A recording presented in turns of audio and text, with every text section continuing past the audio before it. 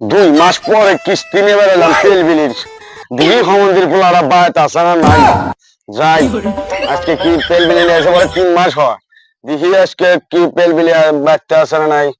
ও কাকু ও ভাই বাড়িতে আসেন না ভাই 2 মাস পরে কিস্তি নিয়ে বেরোলাম। ও ভাই শালা দেড় তো খুলে না রে। ও ভাই বাড়তে আসেন না নাই 2 মাস পরে কিস্তি নিয়ে বেড়ালাম বাড়িতে আসছে না নাই মানুষজন। ও পেলবিলি কিস্তি নিয়ে বেড়াইছি কিস্তি এলো গো বাড়িতে আসে না নাই। ও কেরা গো কিস্তি নিয়ে বেড়াইছি 2 মাস পরে। কিস্তি নিবে রাখছে হ্যাঁ ও আসেন আসেন কথা আসেন বসেন দিহি। কেরা মানে কিস্তি আলা না হ্যাঁ বসেন আহ এ বসেন বসেন তাহলে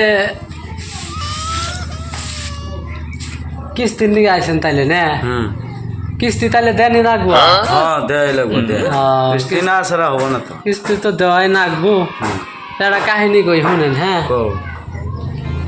গাড়ি যখন নিয়ে এলাম কয়দিন ব্যাটারি চার্জ কম গেল হ্যাঁ গাড়ি চলা হইলাম না কামাই করা হইলাম না হ্যাঁ হ্যাঁ 4-5 দিন হ্যাঁ তারপরে গাড়ি চোরে নিয়ে গেল গা চোরে নেওয়া যাওয়ার পরে তো আর কামাই করা হয় না গাড়ি চোরে নিয়ে গেল পরে 2 দিন খুঁজতে খুঁজতে বাড়াইলো বাড়ানোর পরে টেহা দিয়ে সারাই নিয়ে এলাম সারাই আনার পরে তারপর আবার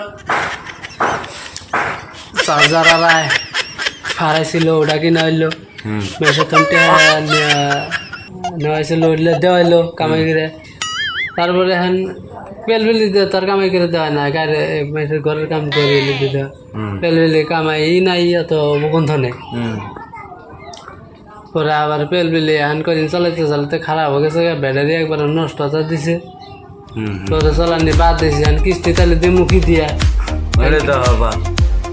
কিস্তির নাই তো এখন কিস্তির টেহা নাই এখন বুঝছেন ভাই তোমার যদি কুড়াও মারি না থাকে ঘর বাড়ি না থাকে না থাকে তাও কিস্তিটা দেওয়াই লাগবে আমার। তাও দেওয়াই না গো হ্যাঁ আমার লস হবে।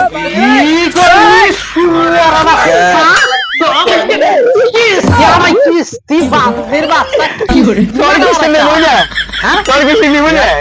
কাহিনী কই আলাই দিছি কত দুঃখের বিষয় অন্য সব মানুষ হলে এই কাহিনী শুনেতে হাত নিব দূরের কথা আরো 2-4টা চাপান খাবার দিয়ে যাবো নাকি কোন বড় ভাইরা হাসা কবেন না হাসা কইছি না মিশা কইছি আপনারা দেখে লাইক শেয়ার কমেন্টে জানাই দিবেন দর্শক ভাইরা ধন্যবাদ বাচ্চা কিস্তি দিমু আবার আইলিও